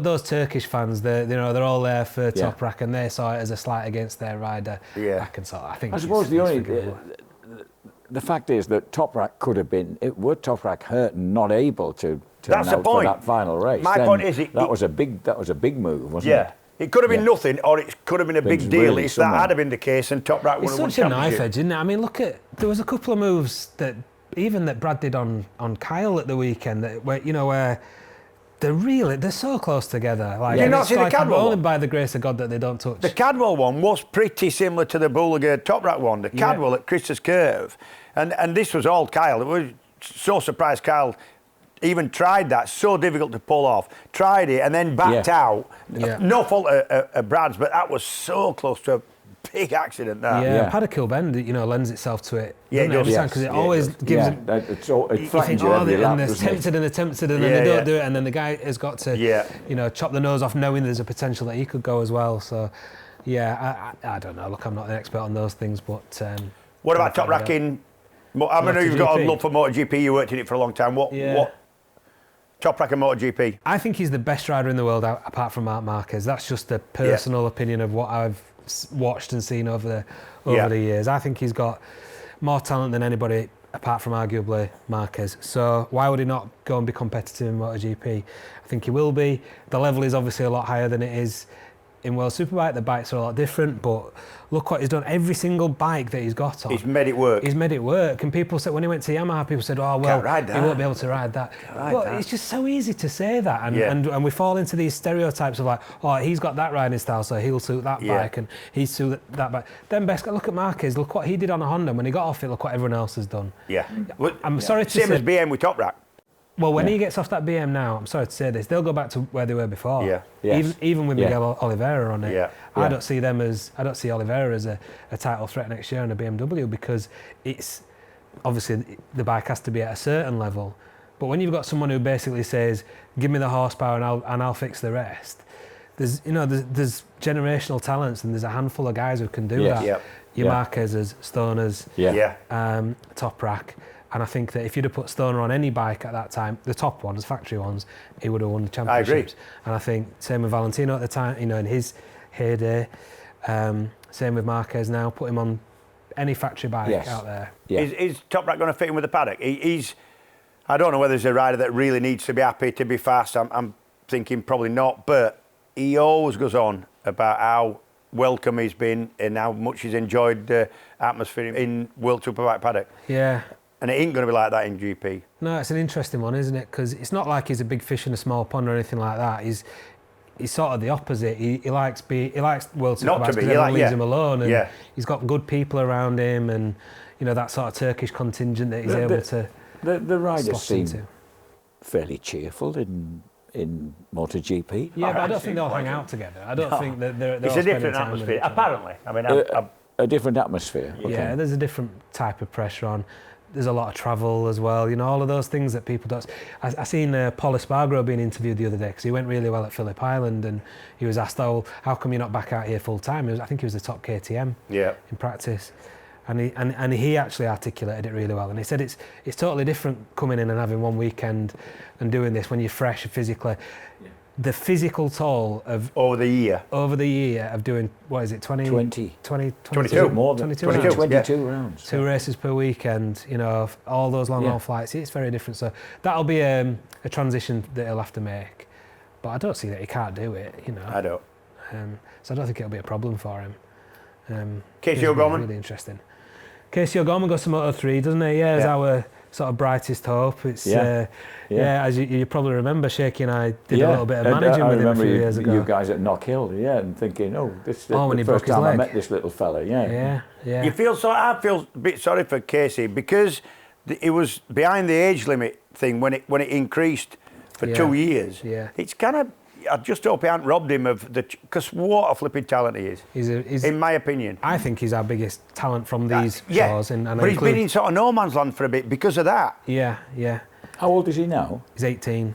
He's just gone 18. He's still just 18? Yeah. Okay. But what his dad and mum haven't done for him to get him to where he is, I mean, honestly, I could tell some stories that are not probably appropriate for broadcast about, especially during COVID, and getting him across to Spain and back and things like him that. Driving, I couldn't neither confirm nor deny. There's a few truckers' breakfasts on ferries and things like that, possibly going on, but they did literally everything they could, and I'm so glad for him, because and for them, he is a lovely kid. He's massively talented. They are proper working class family. When you say so and so's come from nothing, he's come from working class.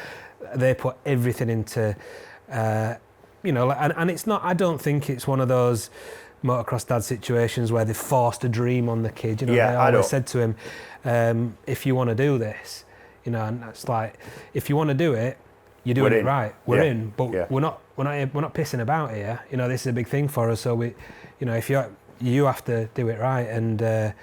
He just takes everything in his stride, and I'm really glad he's got his opportunity, because, like you said, there was a danger that he just fell behind that age limit that was moving on, and that would have been his chance. So hard to keep him racing, just to keep him going and keep him on 2 wheels. And credit to all the people who've supported him and backed him. We looked after him for a little bit at the early stages, then we stepped back, and there wasn't a lot more that we could do at that time.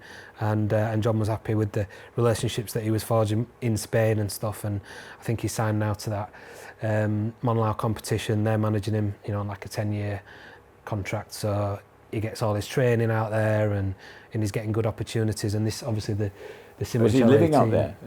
He's not living out there, but he's getting opportunities to ride, and because that was always the biggest thing. And to be fair to him, John, his dad always said, and it's very true, the biggest difference between these Spanish and Italian kids compared to the British and Irish kids coming through is just track time. Yep. Where you can't just go and ride after school, for 3 hours in the sunshine. That's the whole point. That's my point.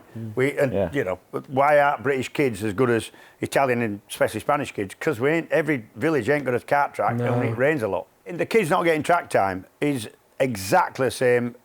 Chloe Jones, they've ridden 2 races at 6 meetings, and that's all she's ridden. Because it practically, being from here, from Daventry, is all they can ride, unless you go and base yourself out in Spain.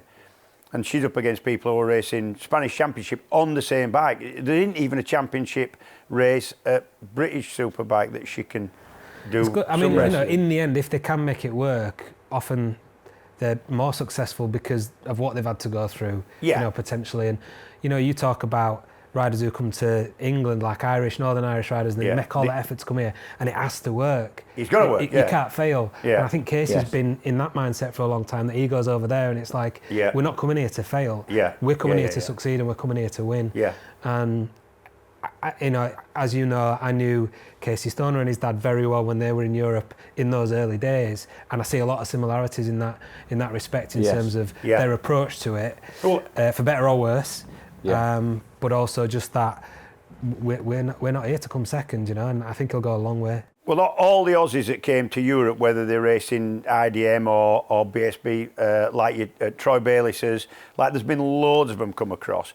Corsa, he went to America, but what I'm saying is, once they've travelled that far, they ain't giving up. They've put so much into it. I remember Casey Stoner, first time I ever heard his name. He's racing 125 British Championship. He's 16, I think, maybe less, maybe 15, 16. He's living in a van, and it wasn't even a camper. This is just a van with his dad in a car park in Cumbria, outside Lloyd's Lifestyle offices, because at the same time I was racing with their kit in World Supersport, and they were just a kid, a little wire running out to a little heater, like you'd have in your little blower heater, and he's living in a van. And because he was riding for Lloyd's Lifestyle wearing their kit, they let him use the toilet in the office and all that. That's how they lived for over a year. So, I mean, that's commitment. Yeah. That's like commitment that a lot of people won't put in, so they ain't giving up. No. Yeah. No, and I see something similar, and I think O'Gorman He'll do well. He'll do well. He's already scored points on. He's rode a couple of rounds this year as a replacement rider. As soon as he was 18, I think people are seeing it too, and he's getting those opportunities because people are seeing how good he is. Thanks for your input, and it's been really good working with you at TNT all year, as usual. Travelled together a bit, not as often this year, have we? It's not quite worked out, has it? Normally we car share, don't we, to a lot of rounds, and for whatever reason you've been there on a Thursday and I haven't. And well, I'll see you about and get a coffee sometime during the winter. Without a doubt. It's been lovely to see you again, Matt. You too, You're Jack. looking well. Yeah, you too.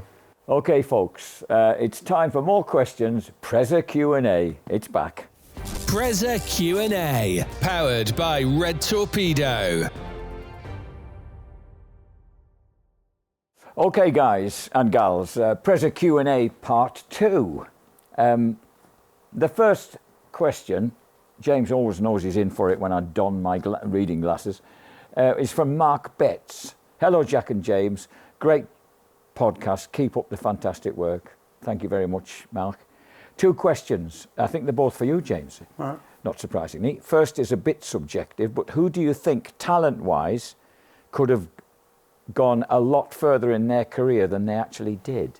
Loads of people. Honestly, there's that many people that I've raced with or seen racing that, for whatever reason, this isn't any criticism to them. Normally it's something that's out of their control. A lot of this job is about right place, right time, being fit, not getting an injury at the wrong time in terms of career. Loads of people. I'll tell you, one in recent years that I'm really happy has gone on to be world champ is Dan Linfoot. I saw Dan Linfoot racing a Supersport bike, and even before that a 250 GP bike, and he certainly had something. Yes. You just watched him and went, God, mid-corner speed, the finesse at which she let the brakes go and rode the front end in, just lovely to watch. Yes. In fact, big bike riding, his problem was that he was too fast mid-corner. Yes. He wasn't squaring the exits off properly, so therefore wasn't making the most of having 200 horsepower. Yes. Just beautiful to watch. And I always, I've known Dan really well anyway, and I've always said, you definitely had World Championship potential. You know, you could have definitely run in World Supersport or whatever. He certainly was riding a big bike rather well by the time he got into that Suzuki team last year, was he not? Yeah, and so I'm so glad that he decided to go World Endurance and then managed to become a World Champ, because certainly his talent, his raw talent deserved it. Even though he was World Champ a couple of times, this will probably surprise you, Troy Corser had so much talent. Yes. He just didn't know how much he had. He was so talented. When you look at other people like Troy Bayliss had talent, but Troy Bayliss also was unbelievably tough and just ground it, just made it happen somehow through being a grafter and force of will and not giving up and being hard. He made it happen somehow, where Troy Corser was the opposite. So much natural talent. I remember him turning up in Imola when he'd won the championship in America. His first season out of Oz, turned up at the Imola paddock with, near the end of the World Superbike season, and Ducati put a bike out for him because he won the championship in America, the AMA for him, and just smoked us. Just rode away. Just fantastic. So I think Troy will be another one, but lots and lots of riders that you see should have been a lot better than they were, and generally it's not their fault. It's a hard game. All sport is, I think. You know, it's missed opportunities, wrong place, wrong time, and a lot of riders say, "But hey, look at so and so winning world championships. I raced with him." Yes. We've talked about Fraser Rogers was very much of that. So he came through with several other really talented young riders at that time. Scott Redding being one of them. I think Danny Kent another, and Danny Webb was part of that. And some make it and some don't, and sometimes it ain't their fault. But there's lots of riders I've seen with a lot of talent that didn't quite make it. The second question from Mark Betts: what could be done to bridge the gap for British riders to move into World Superbikes? Well, don't think that it's making World Superbike rules or British Superbike rules the same technically as World Superbike, because if they did, nobody could afford to run them bikes anyway. The crews would get even bigger. They'd need to spend more money on electronics people and testing and all the rest of it to make it work. A lot of it's political. Nowadays, you've got to get into World Superbike as a national championship runner, whether that be British or Moto America or Japanese championship or Oz championship, you need to typically bring money with you. So money is a factor. But the biggest thing for me is what's happened and why Brits and other nationalities aren't getting a big chance at World Superbike is because now most of the talent is dropping out of MotoGP into World Superbike. So they're looking at Moto2 riders especially, who their options, once they realise they're not going to make it into MotoGP, then a good option for them is to move sideways, or they'd say backwards, into World Superbike. So even Jake Dixon next year with Honda, Bulega's ex-Moto2, so is Manzi, so is half the field, not just the ones at the front. So what is the answer for British riders to move from BSB to World Superbike? Not sure I know it, honestly, but they are the problems that we've just talked about there. It's sad times actually to move on in racing. When somebody's the limit of their career is a British Championship win, and that's how riders looking at it. That's a little bit sad for Brits in World Championship. David McCamley, really missing your commentary and depth of knowledge in the motocross world. Do you still watch the current GPs? Do you think they are still good? What are your thoughts on the poor numbers on the starting gate? Oh, David, where do I start? Not very impressed, mate.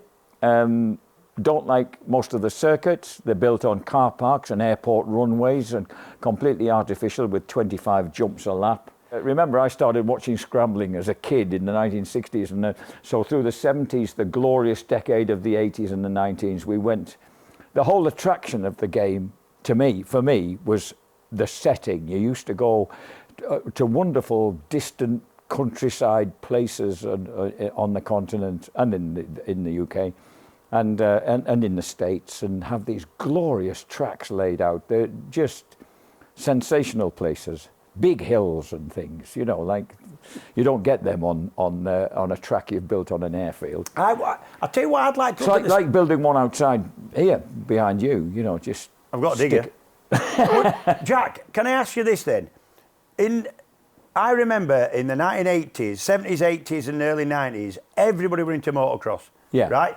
AMA grids were completely full. There were meetings all over the place every Saturday, every Sunday. Motorbike shops like Lee Brothers, like TVs. AMCA, the amateur motorcycle. Yeah, sorry. We're selling thousands of motorbikes in this country. And so people were going to watch high-level racing in this country. Do you think part of the problem is the general interest in motocross has declined? Yes. And is that because you can't go practicing because every time you turn to start your engine up, somebody complains? I think there's a lot of that because we've lost a lot of tracks, especially since the advent of four-strokes. Yeah. The noise issue has become much more serious. Yeah. A lot of tracks had to close because of that.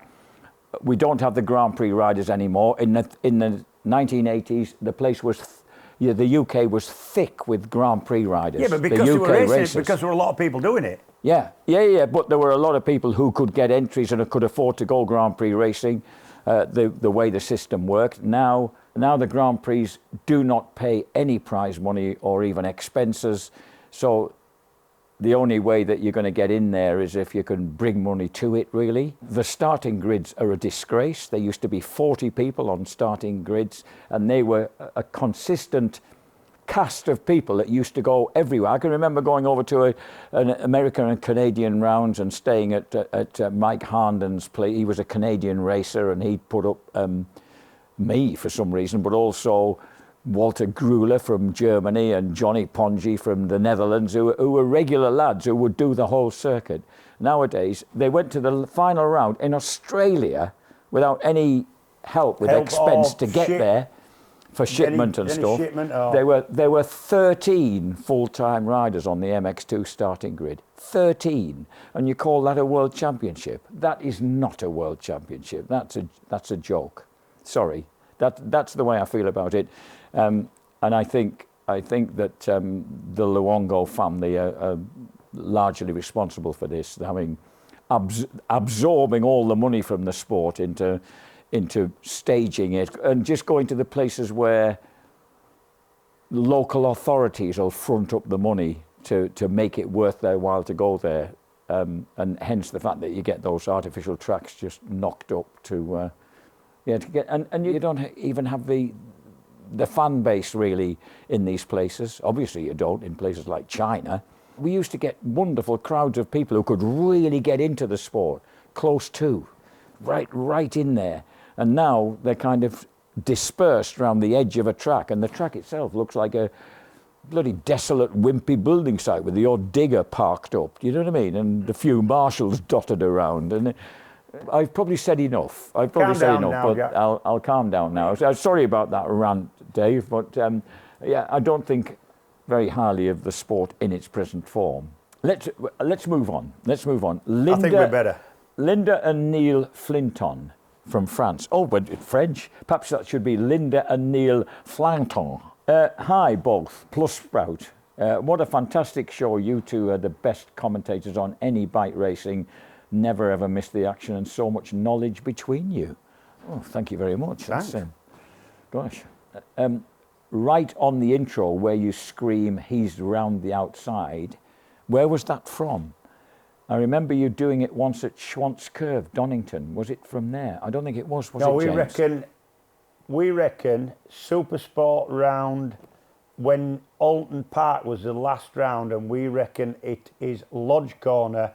And we reckon it's between Glen Richards and Hudson Kenner, we think. Right. That's what we think. Australian and South African respectively. They did a lot of good racing. You kind of forget people, and you forget how good Hudson Kenner was. Yes. Hudson Kenner was a front runner in stock, but mostly super sport. Yes. Good rider with Hudson. Now running a race series at UK on smaller bikes. And Glenn now living a lovely life back in Australia. Well, he was at Brands. Was he? Getting very wet. Yeah, was there's an Aussie rider over that he's helping. Oh, okay. And, so I got a good chat with him. Oh, Yeah, lovely. Bloke. Yeah. Excellent. Yeah, good old Glenda. He could ride, couldn't he? Oh, couldn't he? Yeah. Well, he was Super Stock Thou and Super Sport champ. Yeah, and ran right at the front of BSB on occasion as well. Yeah. Yes. Paddock PA, powered by Metzler Tyres. We've got a very simple Paddock PA to do, haven't we? Yeah, basically the Paddock PA we used to do for people's events going on have dried up because nobody's got any biking events going on. not in this weather. Autumn. It's hostile out there right now. So this is a bit of a different This is the 2025 champions. We're going to say congratulations to, from World Superbikes, the FIM World Superbike champion is, of course, Toprak Razgatlioglu, Rocket BMW Motorrad World Superbike team for the third time. Yeah. The FIM Supersport World Champion is Stefano Manze, Paddock Yamaha Tenkate Racing on the new Yamaha R9. Good effort first year out on that bike. FIM World Supersport 300 champion, fantastically, Benat Fernandez on the team number 109 Retro Traffic Cove. And FIM Women's Circuit Racing Champion is Maria Herrera, Clint Forward Racing. Twice runner-up before, so she's earned that, didn't she? Yes, she has, yeah. Congratulations on the British Superbike regime for 2025. British Superbike champion Kyle Ride, Nitrous Competitions Racing Yamaha. British Supersport champion, well-deserved Reece Irwin, Suzuki Geelink Bike Performance 15. Yeah, great for him, great for the team, and he is definitely one of the up-and-coming riders in any championship in the UK. Pirelli National Superstock champion was Ilya Mikulchik on the Rocket BMW Motorrad from Ukraine. I said to him at Alton Park his first time there, I said, you're getting on with what is a very British quirky circuit. He says, yes, of course. I can learn any circuit in 3 laps. And then just carried on. All right. The Pirelli National Sport Bike Champion is Cass Bakeman, VLR Niwa or NIWA Racing, if I got that wrong. Sorry. Cass, another rider who's learnt most of the circuits as he's gone and is a very pleasant and intelligent lad. BMW F900R Cup champion, yes, the one and only Barry Burrell from Bishop Auckland. On the Halliwell Jones motorrad. Even though he lives in Leicestershire now. Even though he lives in Leicestershire now. And remember, when he was at the top of his game in British Superbikes, he had a 4th place finish at Brands Hatch in one of the final meetings of the season. You know, he was no mug at Brands. I remember, and what bike was he on? Oh, I can't. Was it Barry Burrell from Bishop Auckland on the build-based BMW. Yeah. Used to make me laugh. Right. Yes. And all the time you were saying that, he was spitting at me. Well done, Bazza. Great, brilliant bloke, really good bloke. Did his first TT this year as well. Oh, did he? However, Barry, you're punching above your weight with your missus still. You know that. Even though you're a champ. I haven't met his who's missus. next? And the British Sidecar champions this year are, of course, Lewis Blackstock and Oscar Lawrence, Dave Holden Racing. Again, it's good to see Dave Holden at Paddock. Yeah. Known him for a long time. I think he's 60-ish now. Yes, he's been racing a long time. Yeah. Sorry, Lewis and Oscar. I'm talking about the the sponsor or the team owner. Dave Holden, great bloke, went off, and his son's racing at an high level on sidecars now. And he went off to race those Legend, little weird little cars with the motorbike engines in. And did really well at that. Yeah, so, well done, boys. British Talent Cup champion was Ethan Sparks, the Covara Projects RS Racing. Oh, Ryan Saxby's still in there. Running a few lads in the British Talent Cup. Yeah. Ethan Sparks, little fella, great lad, speaks well, just does everything right. Yeah. Yeah, spot on. And the British Super Team champion is Henry Snell, Rocket Rookies Kawasaki. Henry Ozzy came over, learnt the circuits, and convincingly won his champion. I think that was probably the first championship to be wrapped up this year. Dominated it. So brilliant, Henry. Well done, Henry. And finally, a huge thank you to the Orange Army. Without them volunteering their time, racing would not be possible. Yep, they're all volunteers at the marshals in BSB. They are directed really well. They do the job really well. They've got all the tools. You only got to look at that oil spillage from Peter Aikman at Alton Park a couple of weeks ago.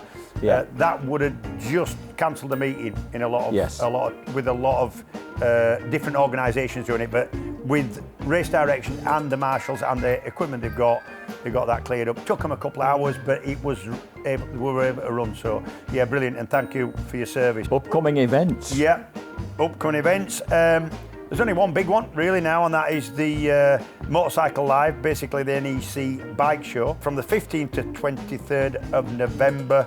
And getting your tickets early is going to save you money. Both me and Jack are going to be down there doing some stage stuff with the various high and mighty of the racing world, team managers, top riders, industry specialists, or anybody else we can basically rope in to come in on stage with us. Tickets available for purchase online, motorcyclelive.ctickets.com. Yep.